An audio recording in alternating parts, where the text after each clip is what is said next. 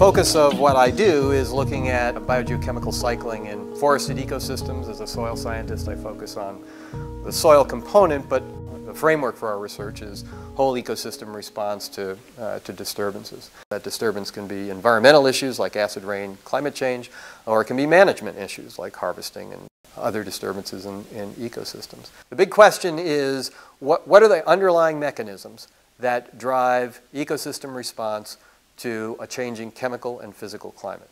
If we really understand the mechanisms and not just correlations, then we can build models and make management decisions to address all sorts of challenges. This research allows us to better utilize the natural resources that come from ecosystems, ecosystem services that society is built on. And our work has contributed to everything from the reauthorization of the Clean Air Act in 1990 to state laws on management and environmental issues to practical management on a day-to-day basis. Probably the biggest picture take-home message comes from these long-term studies, partly because they're so rare. There's only a handful of whole calibrated watershed research programs, particularly with whole watershed manipulations as part of the experimental design, to address certain questions. And what we see is that our understanding on the short term is often not applicable on the long term. And so if we're developing policy, local, national, international policy on the environment, we really want to know that our understanding of the response of ecosystems and the ecosystem services that society depends on will stand the test of time.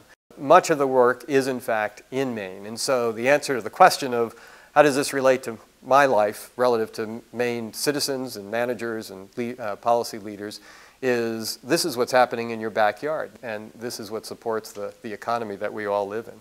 So there's a very direct effect. A good example would be this long-term Bear Brook study. In recent years, as we've come along with concerns with bioenergy, the sustainability of the Maine forest to support one of the renewable energy options that we have, we turn to Bear Brook because of the rich database. We drive models of nutrient cycling to ask questions about will increased removals have a detrimental effect to long-term productivity. So if you do good science and you understand mechanisms, then you can both address the questions you started out to answer as well as being well prepared to address undoubtedly the new questions and the new challenges that come forward. Another colleague in the Institute, George Jacobson, and I were involved with leading the Maine's Climate Future, it's now known as a publication, which was an assessment of the climate change implications for the state of Maine, which has had a pretty important impact on the public, regulators and managers in different resource sectors, understanding how climate change might relate to their everyday lives. And has the area that I'm particularly interested now is how that translates into adaptation. Climate change is changing. The growing season's longer, ice out is earlier. All sorts of things are changing in the environment. And as people come forward and ask, what are these changes and what are the implications for the ecosystems that I'm involved with?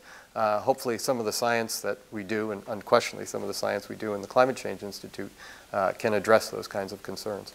Our students, undergraduate students, graduate students, are able to be actively involved all year round with both field work, work in laboratories, work in greenhouses, and it's a real thrill to have them as part of the team.